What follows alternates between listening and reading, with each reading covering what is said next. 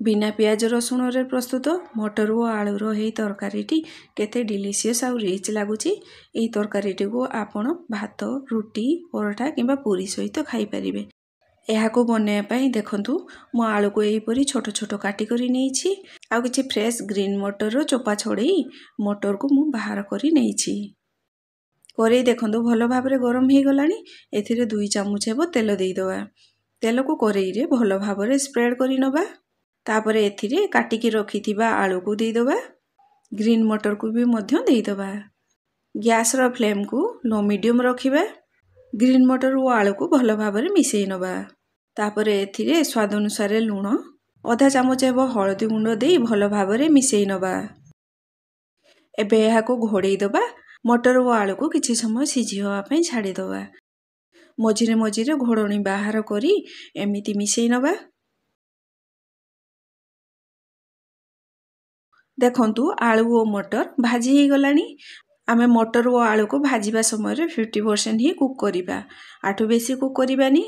एबे एई समस्त मटर और आलू को गोटे पात्र को बाहर करि नबा। से करेई रे पुणी थरे 2 चामच हेबो तेल देई दबा। एथिरे गोटे चामच अदा पेस्ट देई दबा। अदा पेस्ट तेल रे भाजीबा समय रे छिटिकी थाए। तेनु अदा न छिटिकीबा पई एथिरे अल्प टिके हळदी गुंड देई दबा। आउ अदा को भलो भाबरे भाजी नबा। अदा भलो भाबरे भाजी जीवा परे एथिरे गोटे छोटो चामच लंका पाउडर, गोटे छोटो चामच धनिया पाउडर, अल्प टिके हळदी गुंड, गोटे छोटो चामच गरम मसाला देई दबा।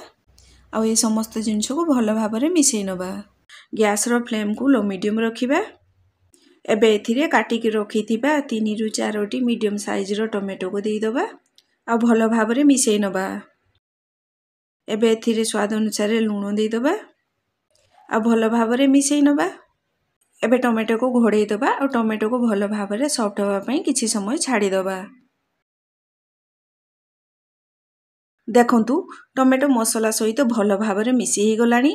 आ टोमेटो भलो भाबरे सॉफ्ट मध्य हे जाईछि। एबे समस्त जिंस को भलो भाबरे मिसेई नबा। आलू और ग्रीन मटर को एथिरे देई दबा और भलो भाबरे मिसेई नबा। गैस रो फ्लेम को मीडियम करि दबा। एबे ई मसाला सहित टोमेटो और आलू को 2 मिनिट हेबो कसिबा।